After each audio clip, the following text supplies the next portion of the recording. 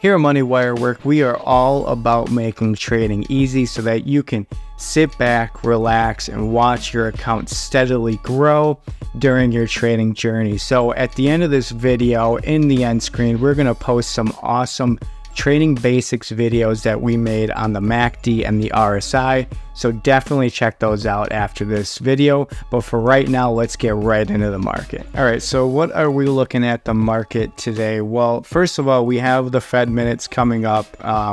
As far as the next interest rates, there is a 98% chance that they are raising interest rates another 25 basis points. Almost no indication that either it's going to be a 50 basis point or it's going to be a reduction or even. So everyone is pretty much under the assumption that we are going on to the 25 basis points. Now, this market has rallied largely because we are nearing what the Fed has set as a goal as far as getting the inflation down and using the interest rates to do that. But a lot of people aren't considering a lot of factors in there. Unemployment is still very low. We're seeing some job growth in some strong sectors. So, you know, I wouldn't put it past the Fed to just make sure that we have a little bit more pain than this, and maybe we have another downturn. Now, specifically, they're not necessarily worried about the S&P 500 and the indices, but that does necessarily reflect the U.S. economy, right? So, right off the bat right now, this is the S&P 500. We have the 7-day simple moving average right here. We have the 25-day EMA.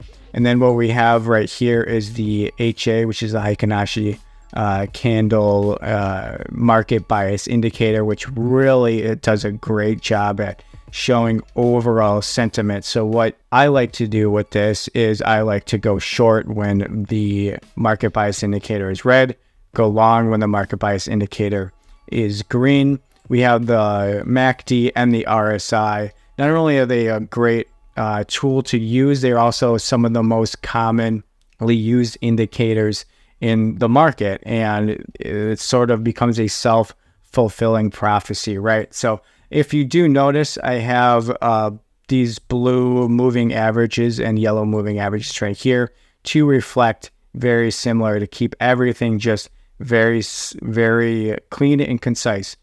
Blue above yellow is good. That is the easiest way to put it for this setup, okay? And then, I mean, I could even change this to blue and yellow if I wanted to. Maybe I will someday. So there are a couple stocks right now that I really did want to point out, but I wanted to start with the S&P 500. So we are in an uptrend on the MACD. If we pull the MACD up, we're above the zero line, which is right here, and that's an indication that we are in an uptrend. Another indication that we are in an uptrend is that we are making higher lows and higher highs. Now, this right here technically is not a cross, so you can't consider that a lower high just yet. And then another reason is the blue MACD line is above the signal line, indicating all systems go. We are starting to see a little fade on the histogram. If you see that here, and the histogram really represents the difference between the signal line and the MACD line, to show strength and weakness. So what that could potentially be showing is maybe we're nearing the end of this little bull rally before we get something to come back down. If we pull up the RSI, it really reflects the same thing. It's almost redundant to put the RSI in as well with the MACD, but it does show you things that are a little bit different. One being just the highs and lows are a lot more clear, right? Because you have these a lot more points than you do with the lines on the MACD. We are still doing higher highs and lower highs, and we are above the zero line of the RSI. We are nearing overbought. So while we are in an uptrend, we are, again, it looks like we're nearing the end. Of course, that could run for quite a while. The MACD could run for quite a while. If you are unsure if this is true, just look back past a couple years after 2020. The MACD pretty much found its home above the zero line for quite some time, as well as the RSI. All right, so then everything kind of reverted back to the median, and then we took off right here. So what are some tickers that I wanted to really call out? We're going to start with Alibaba, because while, let's just get rid of these drawings for a second. While we still are red here, and while the market bias indicator is kind of flat, those are not that great as far as showing an overall sentiment. However, we are showing higher lows and higher highs, and we had some pretty strong volatility right here to the upside. It was actually up 4.54%. That's pretty crazy. There was news, apparently. Chinese EV stocks, 5 reasons Alibaba stock under 100 is a generous opportunity. I don't know. I'm not really seeing anything why. The TradingView just kind of puts these out there. Sometimes they're a hit, sometimes they're a miss.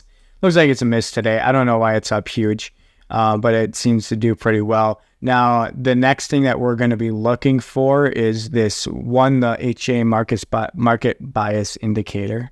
Let's do it. I can't do it that way. Everything is that way, so I don't know why I even did that in the first place. But when this turns green and starts pointing up, that's what we like to see. Now you can see right here it turned green, but it started to turn up a little bit, but it kind of remained flat. And BABA has really been in a flat market. Reason why, I think, is because it's actually a great, pretty long-term stock, but it's just so beaten down because of when everything went to HE double hockey sticks, people really started to shy away from Chinese companies.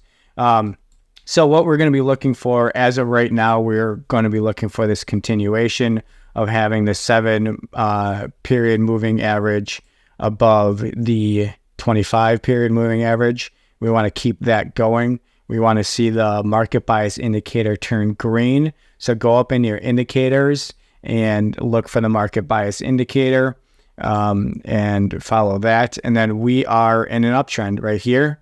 Both reasons. One, we're above the 0 line, and 2, the MACD line is above the yellow line. And then, let's get rid of that.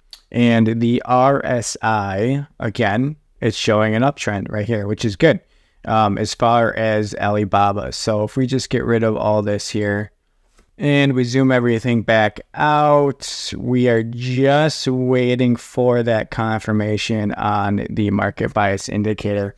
It's got a decent floor here. There's even a lower floor right down here. That if I have the VRVP up, I don't have it, so I'm not going to take a look at it right now, but there would be some higher volume of right here on the VRVP, which would kind of give you some support. So you have support here and you have support here. It wouldn't be a bad call to get into BABA. Waste management is something very similar to what's going on with BABA, but it's actually showing a little bit more positivity. So the market bias indicator was showing red, green, kind of just trucking along. And this didn't really have the huge downturn that the rest of the market had over the past year or so, or 2 years. But the reason why I want to call this one out is because we had this high amount of volatility right here, and all systems go for the moving averages, the market bias indicator, the RSI, and then if you pull up the MACD, we just got that cross right there, which, by the way, I did kind of just make this indicator right here that shows crosses of the MACD above and below the 0 line. So if you were to use that as a strategy, you would want to go long when the MACD line crosses above the 0 line, which is here, and then you can technically sell out when it touches there. You can kind of see how well that plays, but it's got to be over the market bias indicator because that is going to be the overall sentiment of the market. So if you had something like, let's just go back to the S&P 500 real quick. You're going to want to go short when you have the red, which is where the MACD line crossed below the 0 line under the market bias indicator. And you can see how that would have done very well for you here. Would have done very well for you here. Would have I don't know, maybe flat, maybe about flat, maybe lost a little here. And then, you know, you probably would have noticed right now that the market was kind of changing. And then right here would have been all systems go to go long, and it would have proved to be great for you. And then the last one I want to go to is Bitcoin. And I wanted to point out Bitcoin because I wanted to show how awesome the bounce off of the market bias indicator can be, especially for volatile stocks or securities like Bitcoin. So that's really what, if you want to bring this up and you want to just wait for a bounce off of the market bias indicator, these all would have been good points so far. Now you got to wait because of the high volatility. I mean, you could come up, you'd be in the green, and you'd be losing some of the green you would have went up. Now, if this bounces back down and you got in right here, you would be in a loss for a little bit. But you can expect a bounce off of the market bias indicator until it turns a different color. Basically, it's going to bounce off of it. It's going to almost bounce off of it and then hit something, or, you know, not even hit it and then come back down, kind of like these points right here. But to really just show you the power of this indicator, I'm going to turn that off for a second. I mean, look when it told you to get into Bitcoin. Now, it is a little choppy. There we go. But, you know, you're late to the party here, definitely. And you would have lost your pants right there. So it's not perfect, just like anything. But if you would have got in, right here, yeah, you would have lost some here. But as long as you didn't go, you know, butts to the wall and put everything in here, which you shouldn't do in the first place, you could have rode this all the way up to, what was it, $30-some thousand. You could have got back in, you know, it would have been best to just hold it, but you could have played this right here. And obviously nothing is perfect. You don't want to just ever use one indicator. That's where, you know, your highs and lows, what your MACD and everything is telling you, kind of give you a good perspective of the market. So just to go back to Bitcoin really quick, what we're looking at, I don't know, it seems like a good idea to just follow the market bias indicator and then make sure you lock in profits when you hit your target. So that's all I got for you. If you like this video, hit the like button. Easiest way to help out the channel. You have no idea. YouTube does not pay me, even though they run ads on my videos a lot. It's a darn shame. But otherwise, if you like this content and you want to see more, hit the subscription button and then hit the notification bell so you see all of my latest content. Till then, I really appreciate it, and I'll see you next time. Thank you.